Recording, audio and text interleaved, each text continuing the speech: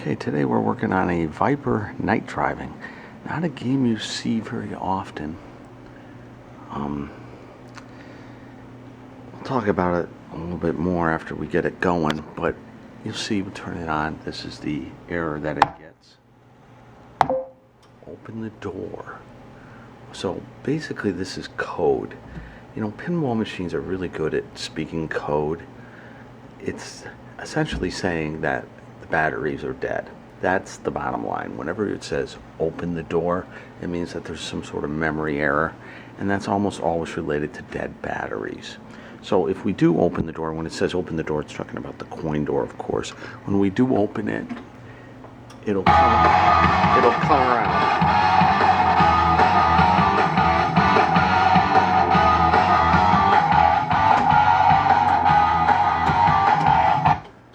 Boy, is it obnoxiously. All right, people, put some change in the Viper game. All right, so we're going to turn it off because it's a little too loud. This, I should mention that this game has what's known as the showcase back box. It means the front is curved. So it has two locks just to make everything a pain in the ass. You have to unlock both of them. And then this thing opens up. It's a much thinner back box, as you can probably see. And then it's got these arms up here too that fold down, so when the head comes down, the arms sit like this so that the curved front does not get damaged. Nice, huh? Anyways, this is known as a white star system, and you can see that indeed the batteries are leaking. You can see it right there. But normally what I would do in a situation like this, I would take the battery pack off and put in a coin battery pack. CR2032 style little coin battery. It works really well as we pry this thing off. Actually, it comes off really quite easy. It fits nicely in these holes right here. But today we're going to do something a little different. We're going to use a new RAM chip. This is a 6264 RAM chip. And all the rage now is to use something called a Ramtron, which is basically a RAM chip that does not require any batteries to keep it alive when the game is turned off, because that's what the battery pack is doing. It's keeping the memory alive when the game is powered off. And that's why it says open the coin door. The batteries have died. The memory is scrambled because there's nothing to keep it alive when the game is off. And the game freaks out. And it says open the coin door. It loses all its audits and settings and so on and so forth, volume levels, you know, things like that. So that's why the game is notifying you with the open the coin door. Now, if we look closely here, we got a little bit of corrosion right here. It's not too bad, but we can clean this up. And then we'll replace the RAM chip with a Ramtron, and we'll talk a little bit more about that in a second. I'm using a fiberglass pen here, which has a little fiberglass bristles there. And I've just kind of cleaned up the corrosion a little bit here, just to get it off. It's not a huge problem here. This corrosion actually has not been too invasive, but I just like to get it off. This is just nail polish that you can steal from your girlfriend or wife, and I just like to seal the corroded areas, just so they don't get any worse. Not that this is a huge deal. They're just contacts to the battery, which we're not going to be using anymore. Not to get ahead of ourselves, but I suspect we're going to have some other problems. Even though the batteries were way up there, if you look down here, look, we got corrosion. Look at these fat driver transistors. They're corroded, but the main thing is this one right here. You can see it's got burn mark here. I suspect that we have some other problem going on here, that we're going to need a new FET here. I don't know what this controls, but you know, I haven't really turned the game on. But also, if you look over here, see this fuse? It's blown. You can see the markings inside the fuse glass where it's blown. So something went on here that caused this game to implode, and we'll have to address these things. But let's finish up with the battery first, and then we'll come back down to these. So you might ask yourself, how did the corrosion that was up here, and there really wasn't anything in this area, how did it get all the way down to here? Well, the reason this happens is that when these batteries die, they outgas. They do it often, not every time, but they outgas, meaning that corrosive gases come out of this, and the gases are heavier than air, and they fall, and they're trapped in this back box, and they kind of congregate. So you notice that this directly south, this corrosion is directly south of the batteries, and the gases kind of sit here, and they eat up stuff here. The other thing I've seen happen, if you go over here, remember this was a closed environment, a lot of times you get corrosion on this board, and look right here, look. You can see that the corrosion, you know, batteries were up here. Look, it's rusted, this whole rail. And then you get the congregation of crap falling down here. It's just real typical. These batteries, AA's, they can be really evil when people don't change them. And this is kind of what happens. You know, look, I even have rust down here. This is all from the batteries. Look right here too. Amazing. But nothing up here. Kind of unbelievable. I'm going to pull these chips out and see if the sockets look okay, but I suspect we'll probably be alright. So here's the original 6264 RAM chip that I just removed from the socket. And by the way, the sockets were not affected by the corrosion, luckily. Here's our new Ramtron, and you can see it says actually Ramtron on it. And what this is a specialized 6264 RAM chip. So that, I think anytime that the RAM is accessed, it basically makes a permanent copy inside the RAM, so that there's no need for a battery, unlike this thing. So it's just a simple matter of taking this out and putting this in. These are available. They're not cheap, anywhere from $2 to $30, depending on where you buy it and how many you're buying. But they're pretty cool. I like them. I use them in people's games that I think are not going to remember to change the batteries. Working on this blown FET, again using my fiber pen, cleaned it up. It's actually in pretty bad shape. There's burned the traces right off the board. Oh my gosh. And the corrosion is actually way worse than I thought. It was like all over this area too. Man. And then on the back side, likewise, the traces didn't fare well over here either. So we're going to have to get a little imaginative in putting the new FET in. We had to get a little imaginative with the mounting of this thing because there's holes burned in 2 out of the 3 traces for the new FET. So what I did is I bent the leg right angle to get it to attach to this big trace here, which is where it needs to go. So it's not going through the board, it's actually bent at a right angle and soldered on the top side. And then on the bottom side I had to do some similar things. This trace right here was also bad, so I had to bend the lead. That was the only hole that was intact, and it connected over here because the trace was broken.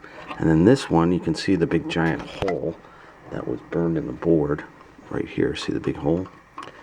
That one I had to bend over again. It's secure, it's good, and all the solder points make. It's not the prettiest thing in the world, but what can you do? So we have the playfield raised. Before I turn the game on, I want to make sure that I replaced the burned up coil, and there will be a burned up coil. There almost has to be when a transistor burns a hole in the board. There's got to be something burned up, and I'm just kind of looking. And you can check the resistance on all the coils. That's a really good idea too. But a lot of times you can physically see when something isn't right. For instance, all this stuff moves nice and free. I don't really see any issues, at least down here. Vertical up kickers and kickbacks are always suspect. But if we go up here, all this stuff looks okay too, but look right here. Look at this coil. This is for the trough, and you see how it's browned? Can you see the wrapper? It's browned. This guy is okay, but this guy, I can't even move the plunger in. I'm trying to push the plunger right here. Won't go in because the coil's been melted. So this was our offending coil. We got to replace that before we even turn the game on, because if you don't replace that, turn the game on, I pretty much guarantee you that transistor we just replaced will smoke again. Just for kicks, I'm going to do a resistance check on this coil, even though I know it's fried.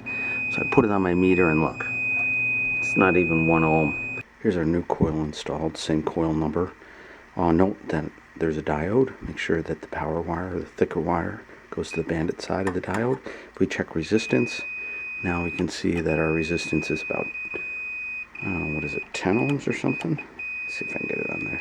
Yeah, it's about 10, 11 ohms. So you can see there's a big difference. Okay, so we're ready for power on. Now it will say open the coin door when I first turn it on for the first time with the Ramtrot. It should at least. Yeah, open the door. Okay, so now we're good. Turn it off. Now the memory should be all reset. I can close the coin door, turn it back on, and it shouldn't say open the coin door. It doesn't look like it's gonna. 4 balls are missing because they're all sitting right there. That's okay. So let's go into service mode and change the settings to free play. We're gonna go to adjustments, Sega, and then we are going to look for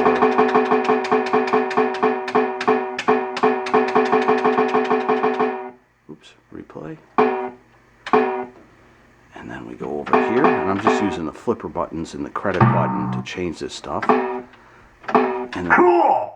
so that's installed. And then we can go to quit. Cool!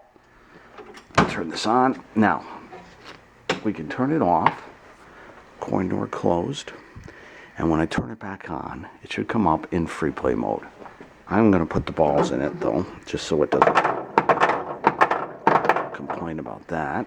Turn it on. Should come up in free play mode. Ah, come on, girl. Yep, and there it is in free play. So it remembers the settings, again with no battery, but it remembers the settings. So in theory, we should be able to try it, but I don't have the fuse in. Remember the blown fuse that was right here? I still haven't put it in, and so what I'm going to do is I'm going to take my circuit breaker and I'm going to put it across here, and the coin door is closed, and I'm just momentarily going to touch it, and if I hear any coils lock on, I know I still got a problem. So let's just do this real quick. Yeah, did you see it? Oh my God, there's still a problem. Not only did we probably fry this fat, I'm almost positive you saw the spark, but I suspect that the driving transistor, or driving TTL, that drives this guy is bad too, and I suspect it's back to this battery corrosion thing, where there's some corrosion under one of these chips, or maybe it made one of these chips bad. So now we're going to have to take the board back out and try again. But you saw that spark. It's pretty interesting. That's why I only do that for a second with the circuit breaker, because of things like this. Success. I have my circuit breaker in and the thing isn't smoking. So what I found was a couple things. First off, I replaced this chip, the 74 HCT 273. It was in fact not bad, but there was some corrosion underneath it. But the main thing I found is, after I got it all working and no sparks, is that if I put a ball in here, it would not kick out. And the reason for that is back to the battery corrosion. I don't know if you can see right where my finger is. There was a broken trace, not allowing Q3 to fire, and probably a bunch of other coils too. So the way it works is there's data lines, there's 8 data lines coming into these HCT chips. 1, 2, 3, 4. And these directly drive the FETs seen over here. Now this simplifies the circuit a lot compared to what Williams did, where there was a pre-driver circuit. That is, there was a smaller transistor that drove a tip 102 that then ultimately could have drove a tip 36. There was all this pre-driving to step it up as the voltages went up. In this system, they don't need that, so there's way less parts. But data line D3 right here was broken. So that means it wasn't getting to this chip, that chip, or that chip, or that chip. So that meant there was 4 coils not being fired because that data line was broken due to the battery corrosion. And the way that I knew this is that I would go over here, I would put a ball in, and you see how it kicks. When you hit that switch, it tries to kick the ball out. It wasn't doing that, and there was some other coils that weren't firing too, and they all had this data line 3. So basically what happens is the CPU up here says through one of the data lines, I want to fire a coil. It gets down to this guy that actually triggers the FET and then ultimately fires it. But if I shorted the driver transistor tab, I could make the coil fire, so I knew that there was power there, and I knew that the wiring was getting up to here, and then I could actually put a logic probe on this guy and trigger the switch, and you could see the probe go low, meaning that it was triggering the FET. Here, let me show you. So basically, I put my probe on here and then trigger the switch. You see how it changes state. Okay, here we go. Dodge Viper. Kind of plays weird with the glow balls. Now I only have one of the black lights working. It needs new tubes. I can lock it over there.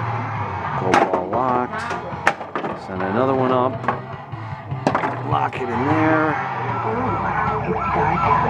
And then it turns all the GI off, and you're playing with just the black light balls. So,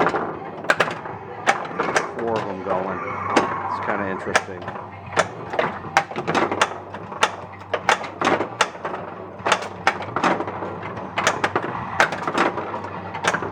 But anyways, so it's all working.